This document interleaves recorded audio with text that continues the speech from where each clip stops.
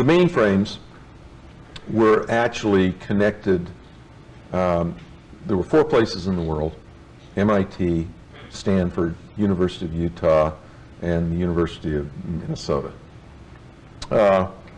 And these were not traditional television screens. These were more like big oscilloscopes. They called them vector displays as opposed to raster displays. And they were very easy to program games which were very, very simple, because you could draw vectors, but as you drew more and more of them, the refresh time would slow down, and all of a sudden it'd start to flicker. So as long as you kept the number of objects you were drawing to a small number, you'd get good results. And then what PONG did in the first phase was to really bring it to the low-cost monitors that you had in your home, and because of mass production, they were cheap. As an example, a vector monitor in those days cost $15,000, and whereas you could use a TV set for $100, and that was kind of one of the metaphors that allowed it to be everywhere instead of a few specialized computer centers. When I first started out, my plan was to take a mini computer, which had just come down in price. I mean, we always thought of the very first time I thought of putting a game in an arcade. You take a $7 million computer and divide it by the number of quarters you have to put in, and the math doesn't work. And so then mini computers were $40,000, and then $30,000, and then all of a sudden across my desk came one that was under $10,000. And I said, aha, I bet I can do this. But my idea was to use one mini computer and run several displays so that I'd have more coin slots, so I could put it in amusement parks and things like that, and make enough money to amortize this $8,000, $10,000 machine. What happened was I kept running out of cycle time. The computers were just too slow to keep all I think we were starting out with 6, and then I went down to 5, and went down to 4. And if I went down to 3, I knew that the machine couldn't make enough money to really pay for itself. So that was kind of a watershed. So I had to get it to work with 4. And so in order to do that, I had to keep making the terminals smarter, have them do more of the work. For example, in computer space, there was a star field. Well, you chewed up a lot of compute time if you calculated the star field by itself. So I just figured out a way to put random dots up, and it didn't correspond to any known galaxy, but hey, it's okay. And things like that. But I kept running out of cycle time, even on the calculating where the ships were and interrogating the joysticks and all that sort of thing. And so I basically abandoned the project. I said, you know, this won't work. I've got to wait until the prices come down some more. And then, sort of out of the blue, one late at night, I said, why don't I get rid of the mini computer entirely and do it all in hardware? And that was the breakthrough that really created the launch. PONG was never considered to be a viable product at the outset. It was considered to be a training project for Al Alcorn, who was my first engineering hire. And I felt that some of the things that we were working on, I had a contract to do a driving game, which was quite difficult.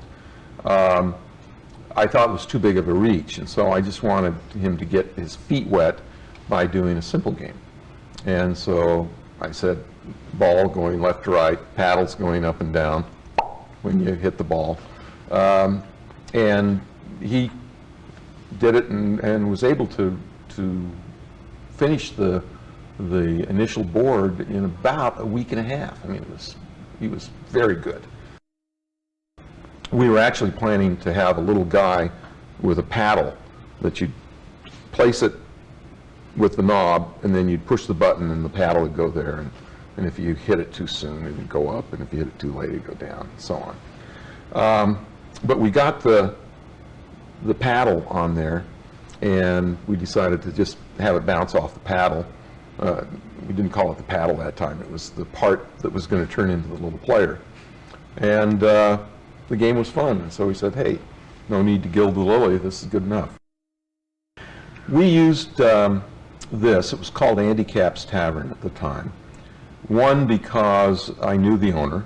Two, because we had already placed computer space in here. And this was kind of a mecca for not the suits part of Silicon Valley, but the techie parts of Silicon Valley. And computer space earned a lot of money in that environment. And so it was very easy to call up Bill and say, hey, I'd like to test Pong here. And he said, sure, bring it in. We had just put it in a little box. It was about like this, with the kind of cash box that you see on kiddie rides, just glued to the side. And we actually placed the box on a barrel. And that was the very first Pong unit. We had put the first unit on test right in this very establishment, right over there. And that was when the famous story about the service call, and the service call being that the cash box had completely filled up and the quarters would backed up through the coin mech. True story. And when I heard that, I thought to myself, and I looked at all the money we had in the world, and it was just enough to make 11, so we bought the parts for 11, built up, and never looked back. It was doing so well, I said, if I can't sell these 11, I can collect enough money just by putting them on location that I know I can pay for the parts and all the other things and keep the company running. And it was, very clear that you license something and you get a 5, 10, 15% royalty. Actually, with hardware, you very seldom got more than a 7% royalty. And yet there was a 50%, 60% gross margin possible. So you do a quick calculation and say, that's a better part of the business. It was a total smash hit. In fact, people started coming in early so they could get time on the machines. And that was the first time I ever saw quarters lined along to reserve a space, which has sort of become part of the mythology of video game sites.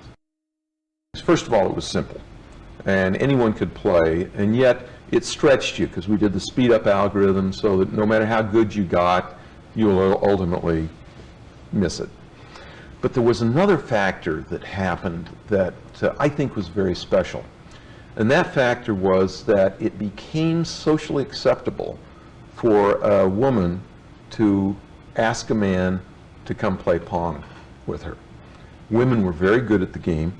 It was something about the manual dexterity of the knob, and I think that it was a great social experience that was going on.